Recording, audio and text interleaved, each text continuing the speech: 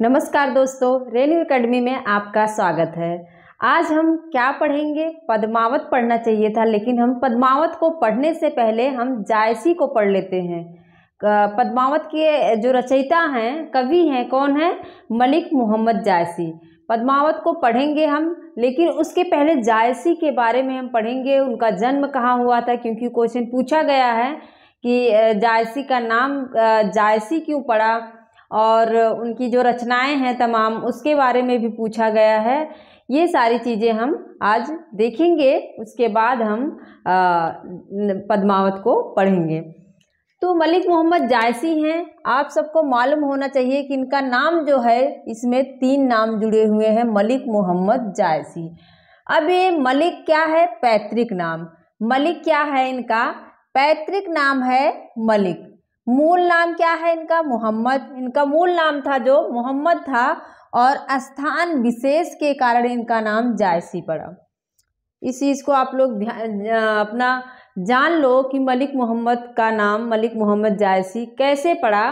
तो पैतृक नाम इनका मलिक था, मूल नाम था मोहम्मद, और स्थान विशेष के कारण इनका नाम जायसी पड़ा। स्थान विशेष मतलब ये अमेठी के पास जायस नगर था, वहाँ पे इनका जन्म हुआ था, जो कहाँ है? रायबरेली में। कहाँ है? रायबरेली में है। जायस स्थान की वजह से ही इनका नाम जायसी पड़ गया। वैसे जो जितने भी हिंदी साहित्य के विद्यार्थी हैं और सारे लोग, वो सिर्फ जायसी ही कहते हैं, मलिक मोहम्मद कम कहते हैं। तो इनका स्थान विशेष के कारण इनका नाम जायसी पड़ा, ना कि इनकी जाति वगैरह है। जन्म कब हुआ था इनका? 1495 में। जन्म कब हुआ था? 1495 में हुआ था। और मृत्यु कब होती है? 1542 में अमेठी में ही इनकी मृत्यु हो जाती है। इनके गुरु कौन थे? बहुत पूछा जाने वाला क्वेश्चन है। कौन गुरु थे? शेख मोहिदी। कौन थे? शेख मोहिदी।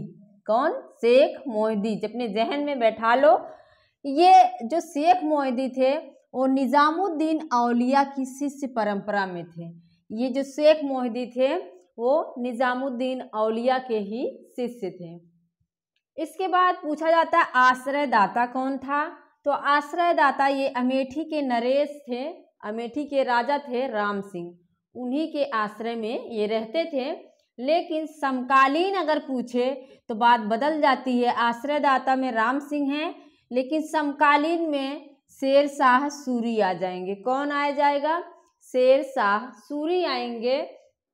और एक चीज बहुत पूछा जाता है, प्रसिद्ध है, शेर शाह इनको देखकर हंसा था, और फिर उसके बाद इन्होंने ये वाक्य बोला था। उसको पूछा जाता है, उसने हंसा इसलिए था क्योंकि जो जायसी जी हैं वो देखने में सुंदर नहीं थे, थोड़ा सा कुरूप लगते हैं, आँख से काने भी दिखते हैं।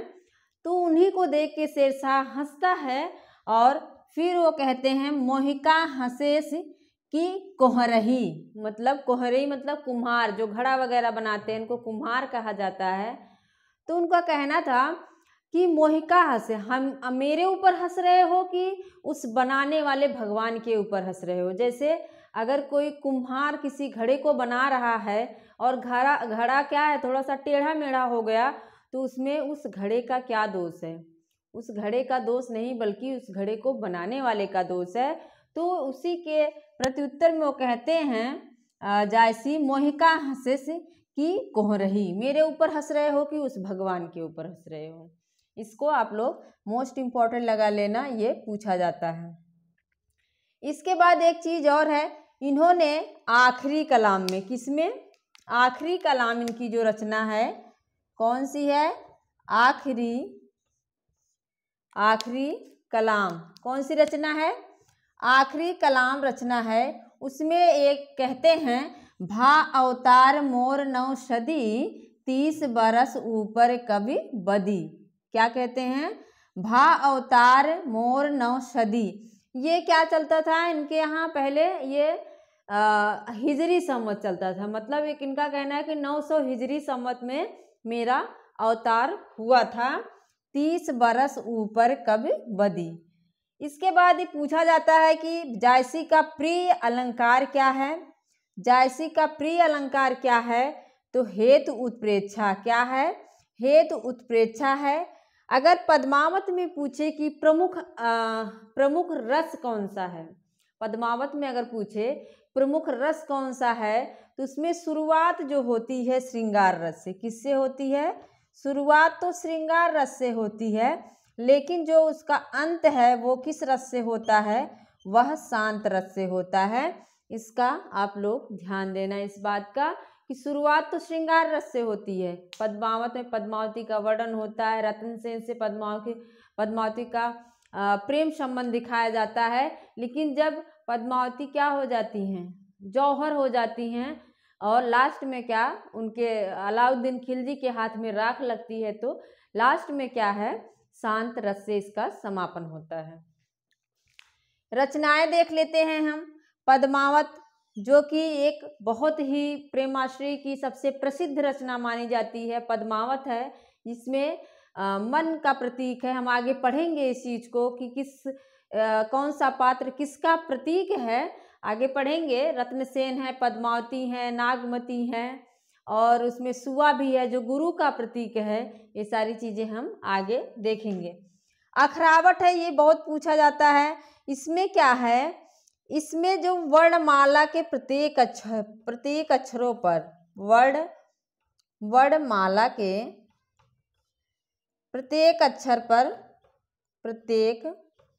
अक्षर पर वर्णन है। इसमें क्या है, प्रत्येक अक्षर पर, मतलब इसको याद कैसे रखें, प्रत्येक अक्षर वर्णमाला इसमें आया है ना, वर्णमाला का आ भी आया है और खा भी। अखरावट मतलब आखर, कहते हैं कि आखर, कितने आखर बोल रहे हो, कितने आखर लगा रहे हो, तो वही है कि आखर, खा आया है ना, वर्णमाला में भी आता है, का ख ग घ पढ़ते हैं ना, तो अखरावट जहाँ आ जाए, वो अगर पूछ ले वर्णमाला की बात कर रहा है तो हम किसको लगाएंगे, अखरावट को लगाएंगे। चंपावत भी इनकी रचना है। मसलनामा भी है, इसमें क्या है, लोकोक्तियों पर है। मसलनामा क्या है, लोकोक्तियों पर आधारित है। चित्ररेखा, एक चित्ररेखा उपन्यास भी है, उसको आप लोग कमेंट में बताना कि किसका उपन्यास चित्ररेखा है। लेकिन चित्ररेखा अगर काव्य पूछता है तो हम किसका लगाएंगे, जायसी को लगाएंगे। कहरनामा में क्या, कहरनामा है, कहरनामा को और क्या कहा जाता है, महरी बाईसी। क्या कहा जाता है, महरी बाईसी कहा जाता है। और आखिरी कलाम, इसका पूछा जाता है कयामत से कयामत का वर्णन किसमें है, कयामत से कयामत का वर्णन किसमें है, तो आखिरी कलाम में है। और इसमें क्या किया गया है, बाबर की प्रशंसा की गई है। क्या किया गया है, इसमें बाबर की प्रशंसा की गई है। मैंने याद कर लिया था आखिरी कलाम, जब किसी का आखिरी दिन आ जाए तो उसका क्या कहते हैं, तुम्हारी कयामत, तो तुम्हारा कयामत अब आ गया, तुम्हारा समय आ गया है। तो कयामत कहाँ होता है, जब किसी का आखिरी वक्त आ जाए तो उसका कयामत उसकी हो जाती है। और बाबर की प्रशंसा भी उसी में है, जो बहुत बर्बर रहेगा आखिर में क्या होता है, उसकी कयामत ही हो जाती है। इस तरह से हमने जायसी से संबंधित जो तथ्य थे उसको देख लिया, याद कर लिया, पढ़ लिया। अब हम पद्मावत से संबंधित जो जितनी बातें रहेंगी वो सारी चीज़ें मैं आप लोगों को बताने की पूरी कोशिश करूँगी। और हाँ, अगर मेरे चैनल पर आप नए हैं तो प्लीज़ शेयर, सब्सक्राइब और लाइक ज़रूर कर लें। मिलते हैं नेक्स्ट वीडियो में। Thank you.